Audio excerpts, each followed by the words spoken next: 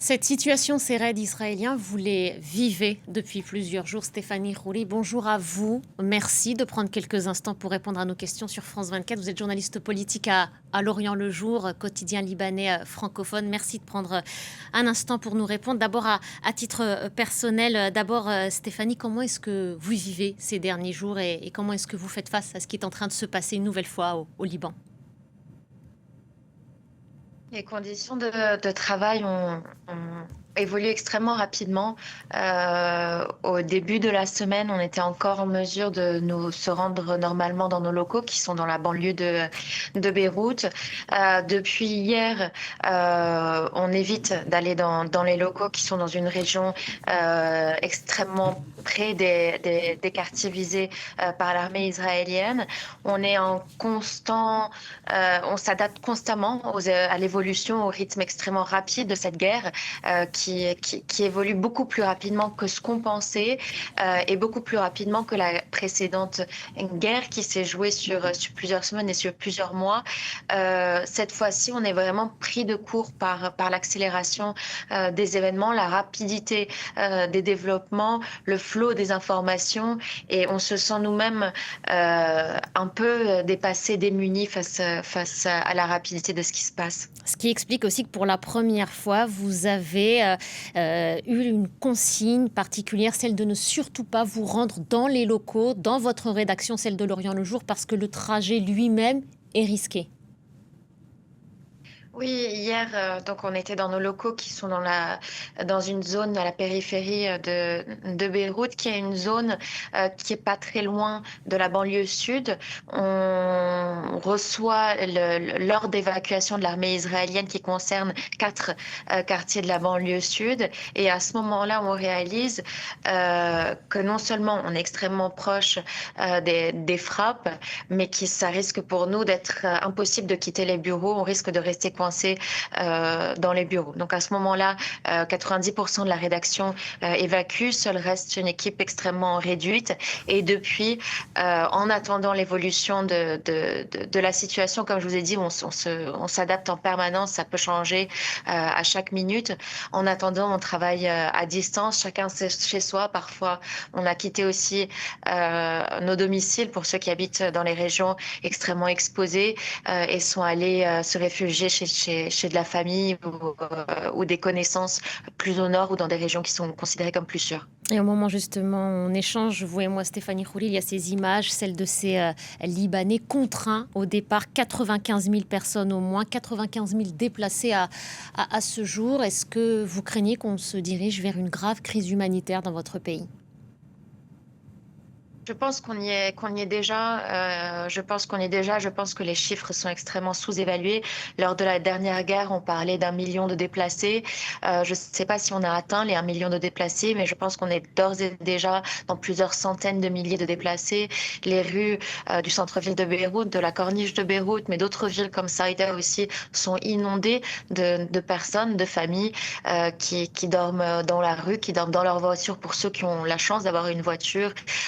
Sous des tentes improvisées, parfois à l'air libre. Les Libanais se mobilisent. Il y a une très forte mobilisation des organisations de la société civile, une solidarité, mais tout le monde est absolument dépassé et les moyens dont on dispose sont bien au-deçà des besoins. Donc la crise est déjà largement là. Est déjà bien installée. Est-ce que vous trouvez aussi que la réponse des autorités est à la hauteur? Est-ce qu'il y a suffisamment d'abris pour pouvoir accueillir ces familles? On en voit certains dormir à même le sol, dans la rue, dans leur voiture. C'est très difficile de répondre à cette question. Ce qu'on sait, c'est que les autorités se sont mobilisées, qu'il y a un véritable effort de coordination, que ce soit de la part du Premier ministre, du président, du ministre des Affaires sociales. Mais encore une fois, l'État libanais est un État qui sort d'une crise de plusieurs années. C'est un État qui est quasi failli, qui manque cruellement de moyens. Les aides internationales ne sont pas encore arrivées. Donc l'État libanais, les municipalités, les ministères font aussi avec les moyens du bord. Donc pour les populations concernées, évidemment que la réponse est non. La réponse n'est pas à la hauteur. Ça ne veut pas dire que les autorités ne se mobilisent pas. Le Hezbollah a revendiqué ce vendredi de nouvelles attaques contre le nord d'Israël. Est-ce que, de votre point de vue, c'est le parti chiite qui est responsable aujourd'hui de cette nouvelle crise que vit le Liban? Oui, je pense pouvoir dire que pas simplement de mon point de vue, du point de vue d'une part grandissante de la population libanaise, c'est le Hezbollah qui nous a entraînés de force une nouvelle fois dans un conflit sans demander l'avis euh, non seulement aux Libanais, mais à sa propre base. Je pense que c'est un sentiment aujourd'hui qui est dominant et qui continue de grandir. Est-ce que ça va changer? Est-ce que la violence de la réponse israélienne à l'avenir va refaire basculer l'opinion publique libanaise? On va le voir, ça va dépendre des jours et des semaines qui viennent. Mais pour l'instant, en tout cas, on est encore dans les premiers jours de la guerre et le sentiment de colère contre ce parti est extrêmement fort. Une colère aussi dirigée contre l'État hébreu, ou plus précisément contre le ministre d'extrême droite Bezalel Smotrich, qui explique que Beyrouth doit s'attendre à subir le même sort que Khan Younes à Gaza. Comment est-ce que vous avez reçu ces propos? Oui, je pense qu'il faut bien comprendre ce qu'était la journée d'hier, qui était une journée absolument terrifiante. C'est la première fois qu'un ordre d'évacuation porte sur l'ensemble, enfin sur plusieurs quartiers de la capitale libanaise. On parle de centaines de milliers d'habitants. Mais ça concernait pas seulement les habitants de ces quartiers, ça a concerné toute la ville, toute la capitale, puisque les quartiers des autres, les habitants des autres quartiers ont également fui ou alors ont reçu les populations qui venaient de la banlieue sud. C'était une journée euh, où on s'est vraiment senti extrêmement petit face à la toute-puissance de l'armée israélienne. On sentait qu'on était extrêmement vulnérable, que tout pouvait arriver à n'importe quel moment, qu'ils étaient absolument, qu'ils avaient droit de vie ou de mort sur les habitants de Beyrouth. C'est un sentiment de terreur extrêmement particulier et ça, évidemment, que ça entretient une inimité historique avec Israël. Stéphanie Rouly, le président français, est intervenu. Il explique qu'il essaie d'arracher un cessez-le-feu. Il est intervenu auprès du Premier ministre israélien notamment. Paris en première ligne parce qu'il y a aussi une relation particulière entre la France et le Liban. Mais est-ce que vous avez l'impression qu'au-delà de cette voix française, le Liban est seul aujourd'hui, abandonné à son sort face à ce qu'il est en train de subir? Oui, absolument. D'autant plus dans cette nouvelle guerre où on sent qu'il y a une fatigue de la part de la communauté internationale face à ce Liban qui encore et toujours répète à l'infini ce même scénario. D'autant plus que maintenant c'est à l'échelle régionale que le conflit est en train de se dérouler. Oui, je pense que le sentiment d'être abandonné des dieux est plus fort aujourd'hui qu'il ne l'a jamais été. Les initiatives d'Emmanuel Macron sont remarquées. Les Libanais voient ça, observent ça, même si on a le sentiment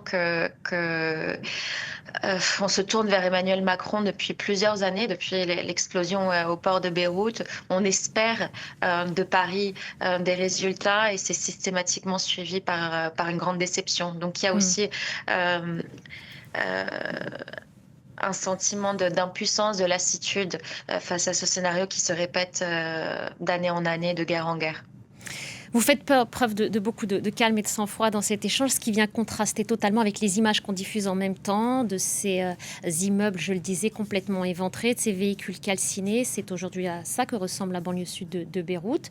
Est-ce que vous avez peur en ce moment et comment est-ce que vous voyez les prochaines heures, les prochains jours surtout? Oui, évidemment qu'on a en permanence, on a un état de vigilance et d'alerte qui est permanent, à la fois pour continuer notre travail et être à l'affût des nouvelles et en même temps pour nous, pour nos familles, pour nos entourages qui se trouvent d'un bout à l'autre de la ville, du pays. Oui, on a peur. on essaye autant qu'on peut de se mettre à l'abri dans des environnements sécurisés pour pouvoir mettre de côté cette peur et continuer notre travail. La seule chose, je pense, que chacun de nous, en tant que journaliste, espère, c'est pouvoir préserver ce petit espace de sécurité pour que le travail puisse continuer à être possible. Merci beaucoup Stéphanie Khoury, on peut vous lire dans les colonnes de L'Orient le jour. Merci d'avoir pris le temps de répondre à nos questions, de livrer votre témoignage et en même temps votre analyse de la situation. Merci beaucoup. Prenez soin de vous. Merci.